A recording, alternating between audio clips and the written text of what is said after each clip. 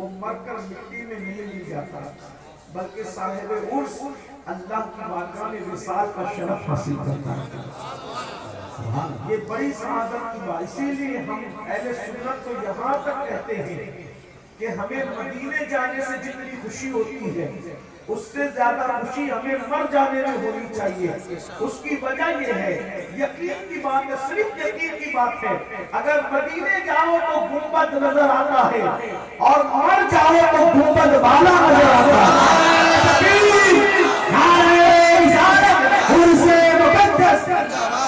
گنبد کی زیارت کے وقت آپ کو کوئی ہٹا سکتا ہے، پیچھے کر سکتا ہے، مخل ہو سکتا ہے، لیکن جب مر کے قبر میں جاؤ، مرنے کی قیمت کتنی قیمتی ہے، وفا کی قیمت کتنی قیمتی ہے، جب مر جاؤ تو گنبد والا بے حجاب سامنے ہوتا ہے اور جی بھر کر انسان دیدار کرتا رہتا ہے۔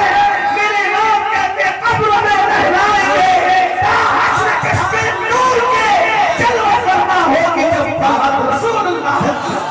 آج پھولے نہ سمائیں گے کفن میں آسی، قبر کی شمع کس گل سے ملاقات کی رات۔ لیکن ایک بات یاد رکھنا، کس کی قبر میں اجالا ہوگا، کس کی قبر میں دیدار ہوگا، کس کی قبر میں رونقیں ہوگی، اس کی کوئی گارنٹی نہیں۔ بڑی معذرت کے ساتھ بہت اللہ والے کہلانے والے ایسے ہوں گے کہ جن کی قبر میں سانپ اور بچھو ہوگی، اس لیے کہ اللہ والے کہلانے میں کسی کو دھوکہ ہو سکتا ہے، اور بہت ایسے بدنام زمانہ بھی ہوں گے جن کی قبر جنت کے باغوں میں سے ہوگی، اس لیے کہ وہ جس سے راضی ہونا چاہیے کتے کو پانی پلانے پر بھی راضی ہو جاتا ہے، اور اگر راضی نہ ہونا چاہے تو ہزاروں سال سجدہ کرنے والے سے بھی راضی نہیں ہوتا۔ تو اب ہمیں اپنی قبر کی تیاری، اس کا مقصد ہے فکر آخرت۔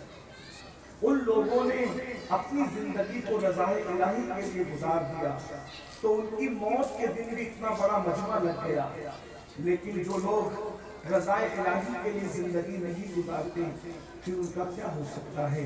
اللہ کے رسول صلی اللہ علیہ وسلم فرماتے ہیں کہ قبر انسان کو ایک دن میں 7 مرتبہ پکار کر کہتی ہے، اے میرے اوپر اکڑ کر چلنے والے، اے میرے اوپر گناہ کرنے والے، اے میرے اوپر پاپ کرنے والے، اے میرے اوپر اللہ کی نافرمانی کرنے والے، ایک دن تو میرے اندر آئے گا، میرے سینے میں آئے گا، اس دن میں تجھے مزہ چکھاؤں گی، کیونکہ میں اندھیرے کا گھر ہوں، میں تاریکی کا گھر ہوں، میں سانپ اور بچھوؤں کا گھر ہوں، میرے اندر جو ہے کوئی مونس نہیں ہے، میرے اندر کوئی غمگسار نہیں ہے، میرے اندر کوئی غمخوار نہیں ہے۔ ایک دن میں قبر 7 مرتبہ پکار کر کہتی ہے، اور اگر آپ حق سننے کے لیے آئے ہیں تو ایک بات میں عرض کروں، شاعری کی کائنات الگ ہے، احادیث مصطفیٰ کی کائنات الگ ہے۔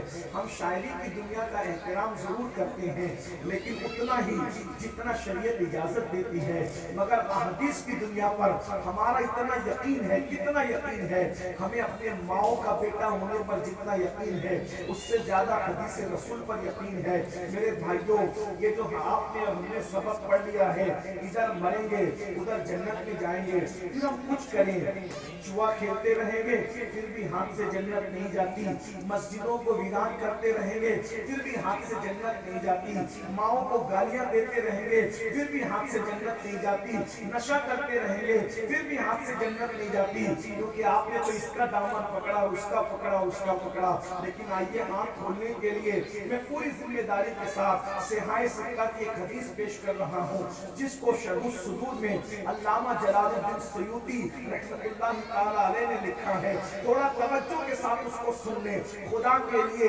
اللہ اکبر، ابھی میں کسی کے مرید کی بات نہیں کر رہا ہوں بلکہ میں مرشد کی بات کر رہا ہوں، اور وہ مرید ہے تو کس کا؟ پوری امت کا مرشد ہے، اور مرید ہے تو کس کا؟ اس ذات بات کا اللہ اکبر، جسے دنیا مصطفیٰ جان رحمت کہتی ہے، سید المعصومین کہتی ہے، شفیع المسلمین کہتی ہے. اور یہ بات یاد رکھیں، آپ جانتے ہیں صحابہ میں ایک ایسے صحابی کا وصال ہوا ہے اللہ اکبر، جس کو رسول اللہ نے اللہ سید الانصار کا لقب عطا فرمایا ہے. شاید اسی بات پر میں اپنی گفتگو مکمل کروں گا، وہ طویل گفتگو نہیں کیونکہ مجھے 2 بجے نکلنا تھا اور اس میں صرف اب 5 منٹ بچے ہیں. میں اس میں گفتگو پوری کروں گا. اگر میں ایسا نہ کر سکا تو شاید میں کئی وعدہ خلافی کرنے والوں میں ہو جاؤں گا. اس لیے آپ میری گفتگو پر توجہ کرنا، دھیان دینا، بہت توجہ کرنا، سب کی توجہ. میں اپنے آپ سے بھی مخاطب ہوں اور آپ سے بھی مخاطب ہوں، میں آپ سے الگ نہیں ہوں. لیکن یاد رکھیے وصال کس کا ہوا ہے، ذرا توجہ کیجئے گا. وصال کس کا ہوا ہے؟ جسے میرے آقا نے لقب عطا کیا ہے سید الانصار، یعنی جتنے حضور کے مدینے کے انصاری صحابہ کے انصار تھے ان سب کے سردار کا وصال ہوا ہے. آقا نے ان کو لقب دیا ہے سید الانصار. اور نمبر 2، ان کے وصال کے موقع پر حضور خود بھی روئے ہیں اور روتے روتے اچانک مسکرائے ہیں. میں اپنی بہنوں کی بھی توجہ چاہتا ہوں. اللہ اکبر. قبر کسے کہتے ہیں؟ قبر ہی ایک وہ مقام ہے نہ جہاں کسی کی ڈگری چلتی ہے، نہ دادا گیری چلتی ہے، نہ بابا گیری چلتی ہے. وہاں کسی کا کچھ نہیں چلتا، وہاں صرف اللہ کی مرضی چلتی ہے. اللہ اکبر. وہ جو چاہے فیصلہ کرے. اللہ سید الانصار کا وصال ہوا. میرے آقا روتے روتے مسکرا پڑے. صحابہ نے عرض کی میرے آقا ہمارے ماں باپ آپ پر قربان، آپ روتے روتے کیوں مسکرا رہے ہیں؟ تو میرے سرکار فرماتے ہیں یہ سید الانصار سعد بن معاذ جس کی روح جب آسمانوں پر لے جائی گئی تو اس کی روح کی خوشی میں عرش جھوم رہا تھا. میں نے عرش کو جھومتے دیکھا، عرش کو خوشی سے جھومتے دیکھا، اس لیے میں مسکرا پڑا. میرے امام کہتے ہیں اللہ اکبر.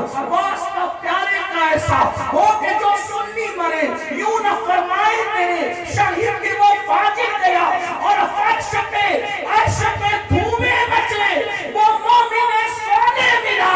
عرش پہ دھومیں مچے وہ مومن صالح ملا. فرش سے ماتم اٹھے وہ طیب و طاہر گیا. اور ٹھوکریں کھاتے پھرو گے، ٹھوکریں کھاتے پھرو گے، ان کے در پہ پڑ رہو.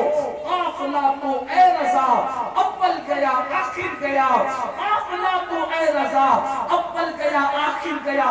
سید الانصار کا وصال، عرش جھوم رہا ہے. اور تیسری بات یہ 70,000 فرشتے ان کے جنازے میں زمین پر اترے ہیں. میرے آقا صحابہ سے کہتے ہیں 70,000 فرشتے ان کے جنازے میں. اگر یہ سید الانصار نہ بھی ہوتے تو ہم سنیوں کا عقیدہ ہے جیسے جنت کا ہونا یقینی ہے ویسے ہر صحابی کا جنتی ہونا یقینی ہے. اس کی وجہ یہ ہے ہر صحابی کے جنتی ہونے پر ہمارے پاس دلیل یہ ہے. اللہ ارشاد فرماتا